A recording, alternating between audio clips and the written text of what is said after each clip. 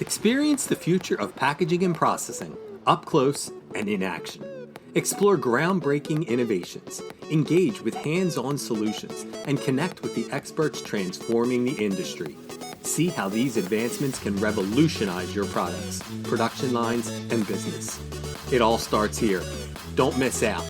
Register today at packexpolasvegas.com/unpackedpod.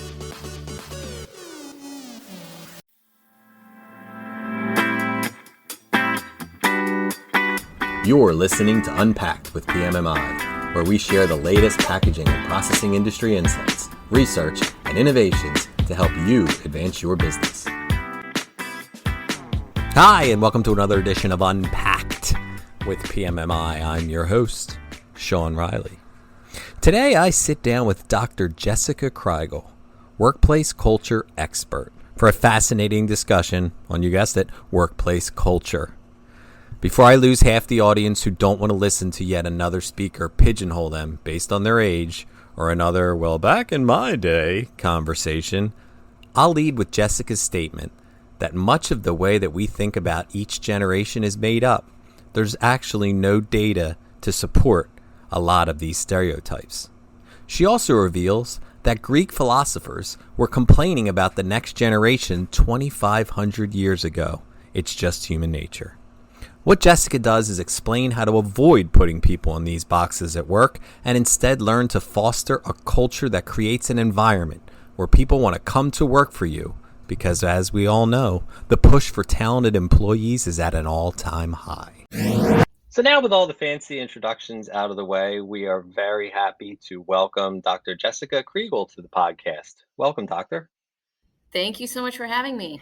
So you are here at the ELC with PMMI, and your expertise is culture, and it's a broad term, obviously. So I'm interested to hear from your point of view how you define it. What is culture?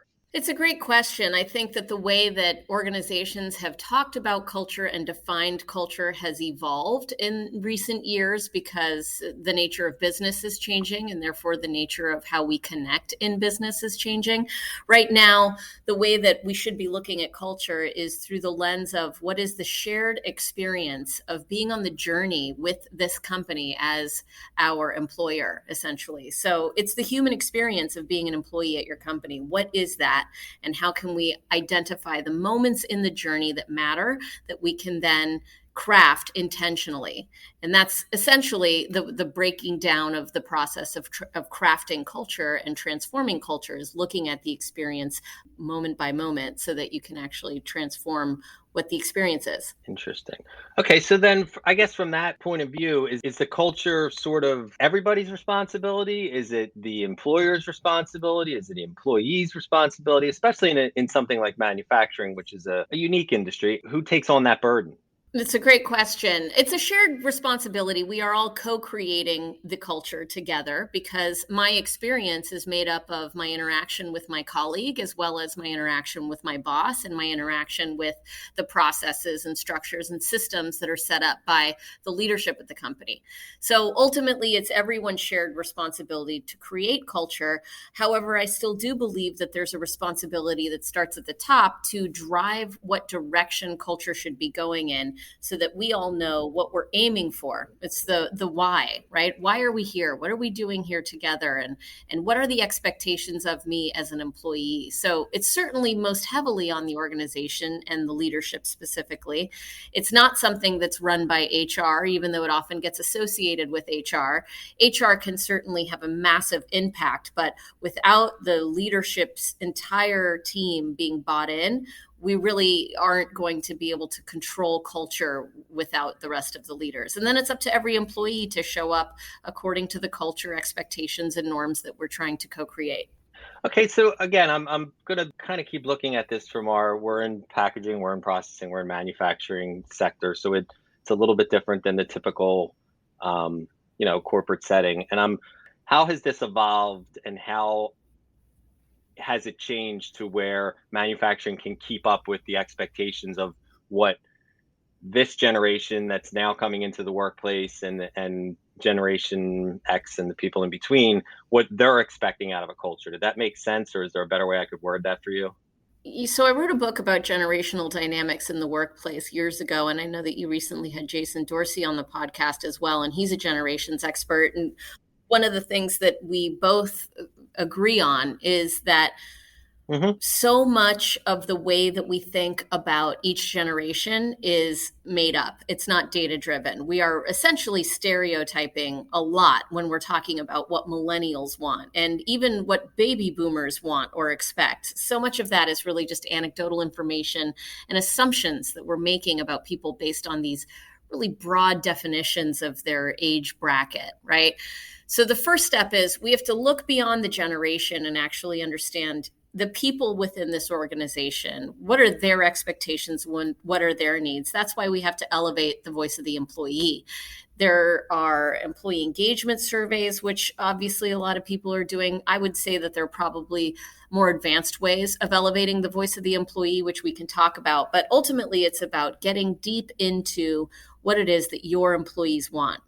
And what I will say in my research and the work that I've done with the organizations that I've worked with, at their core, everyone wants the same thing. It's the same thing that we've all wanted since ancient times. It's the thing we've all been seeking in our lives as humans. It's the meaning of life. It's what meaning do we have and what's driving us. We want to feel whole. We don't want to feel fractured and disconnected. We want to feel like we understand our whole selves. And we want to feel connected to our family, to each other, to something bigger than ourselves. Those are at their essence the three core things that every employee wants. What we're seeing now is those needs and those desires and those essential human drivers for us as people, they're showing up in the workplace more than they have before. And the reason is because the lines between our personal life and our work life have started to blur a little bit with COVID and so on. A lot of people are now working more flexibly. Even the people who have to go into a location to do their work are demanding flexible work options in terms of what time they can go into work and so on, because they're realizing that maybe there's more that they didn't realize was as important to them before COVID. Now they're doing a gut check and saying, yeah, you know what? Actually, it is important for me to be able to have breakfast with my kids or to be able to go to the soccer game. And so it's allowing people to show up as their whole selves, to allow them to feel connected to something and to make sure that they understand the meaning of what they're doing, and allowing all of that to authentically bubble up to the surface and talk about the whole human. Interesting. I guess I'm also trying to look at it from the other point of view too. As we talk about culture, there might be the I don't know what the word I'm trying to look for, but basically the people that are in charge had to do it a certain way to become the people in charge.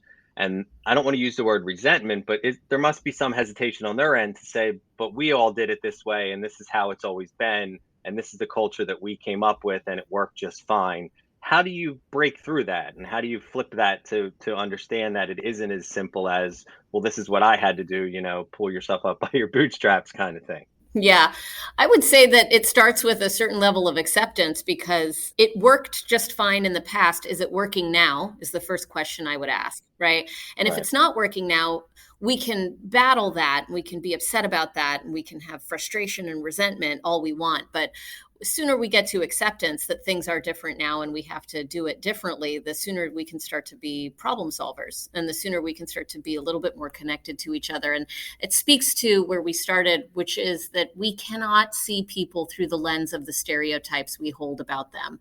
We have to see people through the lens of where they are now. And I would also argue that a lot of these changes, they're not changes that the millennial or the Gen Z generation are bringing forth to the workplace. They're changes that have affected every generation.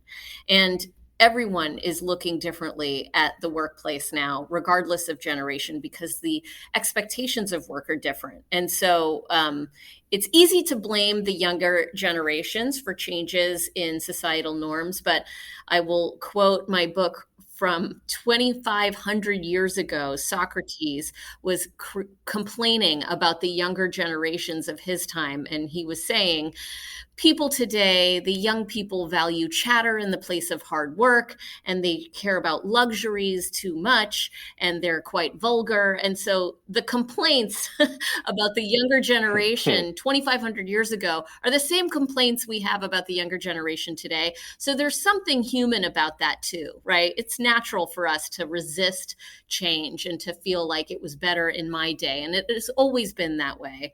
And so that's just something we also have to accept. This is a dynamic that we will struggle with. That's a very interesting way. And it is, as you're saying it, like it is just something you go through life where the older, your older brother is the person that tells you what to do and you just follow what they say. And then it's your parents and then it's interesting that, like you said, it's just something that kind of pervades through us as humans. And I guess, And I see it in myself too. I mean, I'm a millennial. I'm one of the oldest millennials, but I have, I'm dating someone who's got a 17-year-old daughter, and she has a completely different life than the one that I was familiar with, that I remember from my high school. And the things that she's into and the content that she's sharing with her friends, and just even the way that she's sharing content, it's also foreign to me. I mean, I look at the Us Weekly magazine covers these days, and I'm like, I don't know any of those people. And I'm starting to feel like, what is wrong with this generation? right.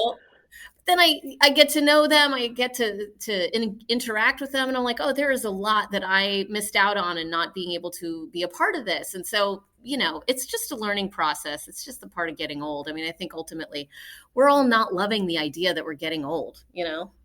Yeah, and it does simplify it down to like you just said, we just aren't really psyched about not being the quote unquote cool kids or the people that are in the know anymore. And it obviously goes into the workplace as well, which is interesting. And I guess to kind of that point is, do you think it's something where, let's say previously the 70s, the 80s in the workforce, these were things that workers just didn't think they could say as part of the culture? Or because I can't imagine that everybody didn't feel this way when, generations ago, that like, I don't want to go in and just, punch a clock and then go home, and I want my family more integrated into my life and things like that.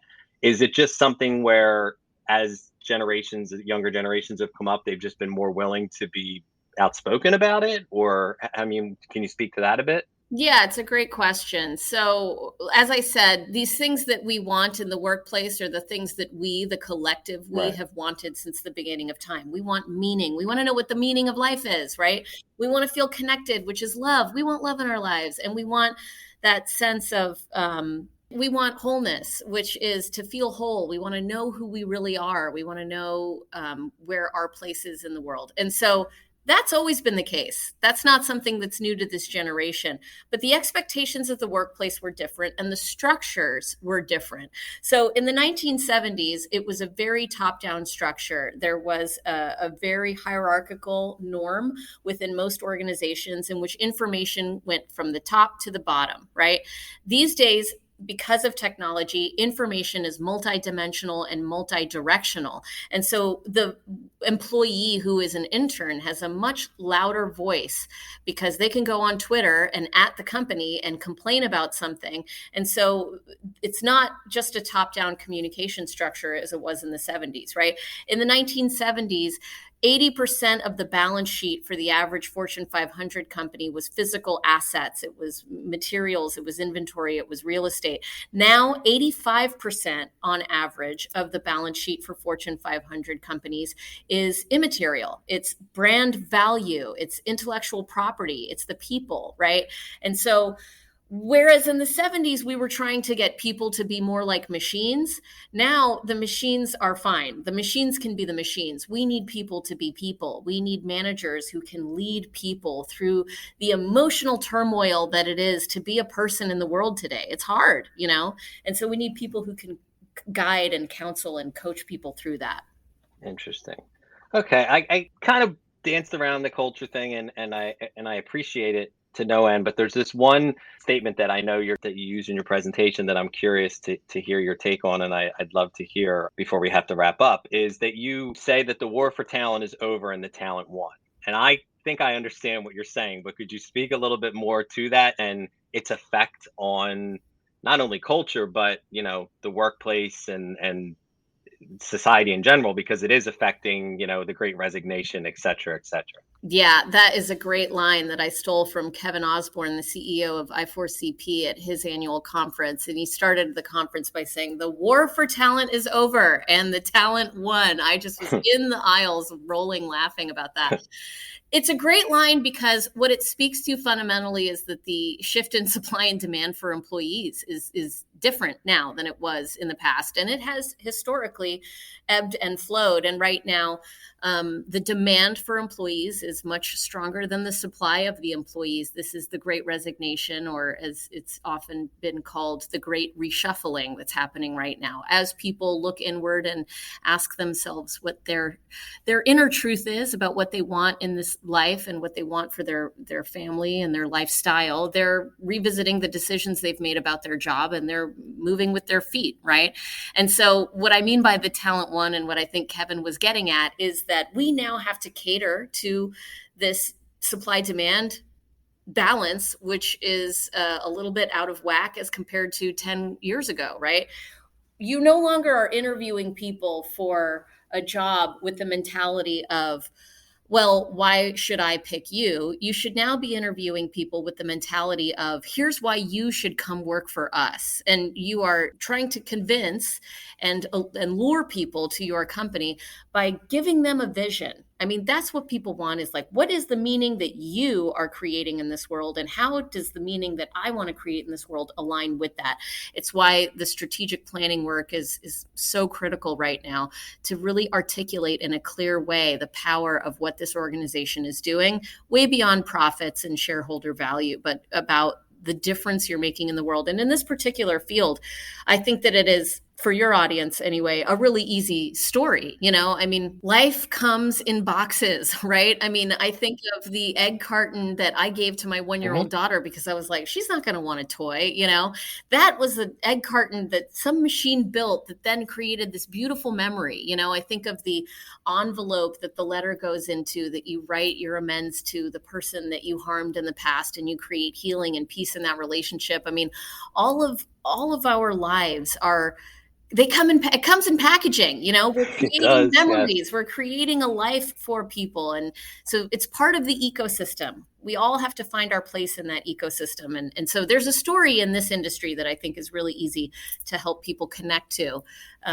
So I think leaning into that story is pretty critical right now. Very, very interesting. And I think that's a good way to kind of put a button on this discussion, as, again, we've taken enough of your time. So I just want to thank you, Dr. Kriegel, for taking a few minutes to come on here and explain a little bit about culture and about how it has sort of evolved and also always kind of been here and been something that people have been seeking for thousands of years. So thank you again, Dr. Jessica Kriegel, for coming on the pod with us.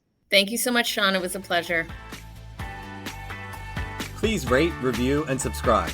To do that, go to the iTunes podcast or Spotify app on your phone and search for unPACKed with PMMI.